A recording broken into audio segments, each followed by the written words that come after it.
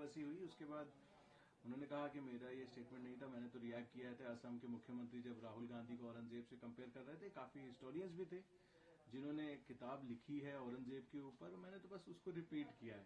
मगर बहरहाल अब वो अपने स्टेटमेंट को वापस भी लिया है और उन्होंने कहा है कि अगर किसी, मैं गलत नहीं हूं, बट अगर किसी को भी इंसाइट हुआ है, गलत लगा है, तो इसलिए मैंने अपना स्टेटमेंट वापस लिया। ऐसे इस कंट्रोवर्सी पे कैसे देखिए, असम के माननीय मुख्यमंत्री का जो जो टिप्पणी थी वो भी दुर्भावना युक्त थी, पूरी तरीके से गलत थी। और फिर जो आदमी साहब ने कहा, अब तो उन्होंने अपनी बात वापस ले ली, अच्छा किया।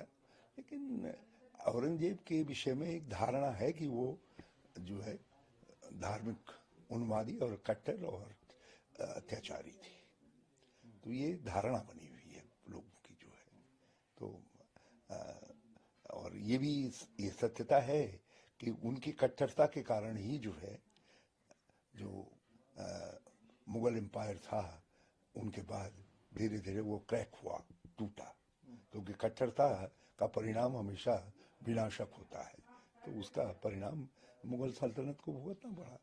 तो ये जो जिस रूप में हम इतिहास को देखते हैं, अब बाकी हम कोई विश्लेषक तो है नहीं कि कहें।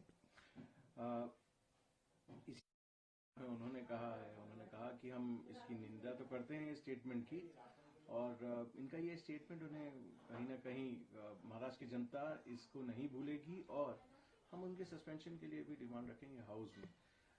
जिस तरीके से अब स्टेटमेंट के ऊपर अब ये सस्पेंशन की भी बात चल रही है, मैं समझता हूँ कि आज ये अतिवाद की जो पॉलिटिक्स हो गई है, ये दुर्भाग्यपूर्ण है, ये दुर्भाग्यपूर्ण है। ऐसी टिप्पणियों को जो है जनता को जज करने देना चाहिए।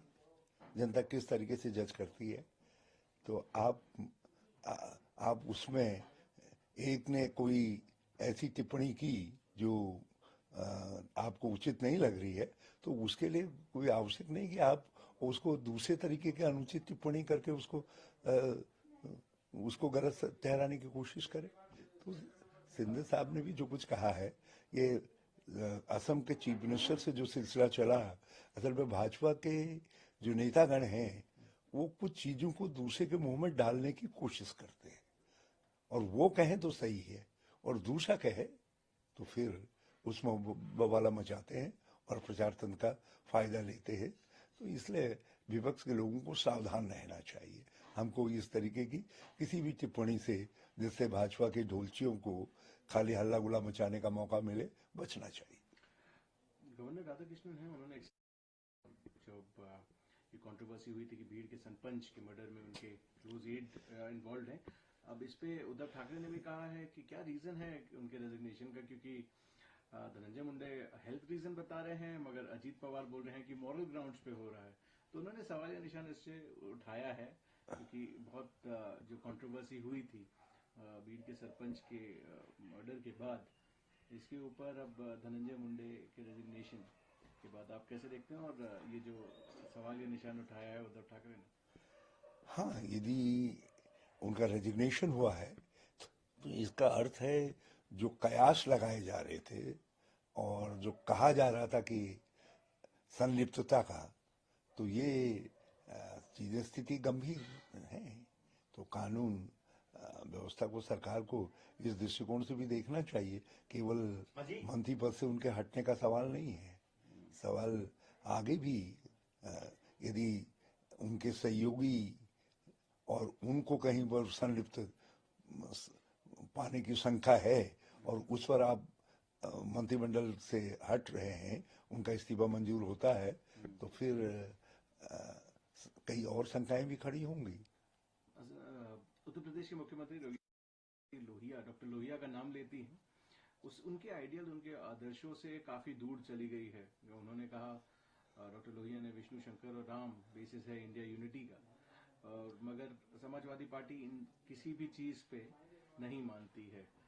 डॉक्टर लोहिया की जो राजनीति रही है उसके ऊपर अब योगी आदित्यनाथ ने इसके ऊपर आपके ही एलआई उसको भेजने की कोशिश। नहीं, अच्छा है, कम से कम योगी आदित्यनाथ जी ने जो है लोहिया और लोहिया जी के आदर्शों को पढ़ा तो सही, कुछ तो लोहिया जी के आदर्शों को पढ़ने के बाद उनके विचारों में मॉडरेशन आएगा, मैं उम्मीद करता हूँ।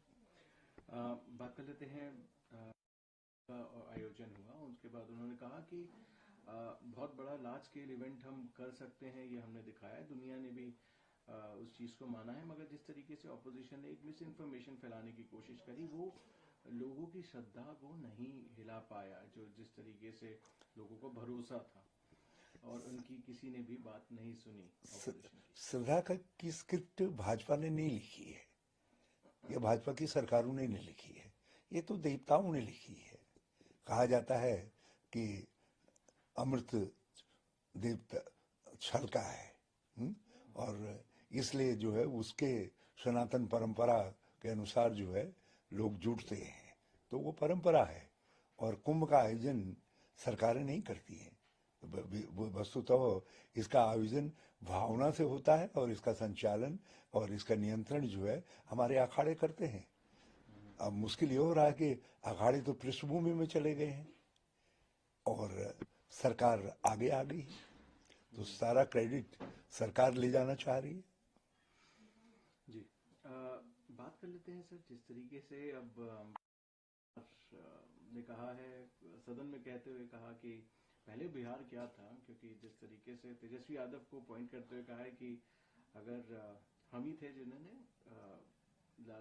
तेजस्वी यादव के पिता को बैक किया, सपोर्ट किया, अगर वो कुछ हैं तो वो नीतीश कुमार के सपोर्ट से हैं। उन्होंने ये भी कहा कि काफ़ी लोग क्वेश्चन उठा रहे थे उनके सपोर्ट को, मगर उन्होंने तब भी जाके काफ़ी बैक किया लालू यादव जी को। कैसे देखते हैं? पुराने दोस्त हैं और इसमें सब जो है जेपी मूवमेंट से निकले हुए लोग हैं, लोहिया जी के शिष्य हैं।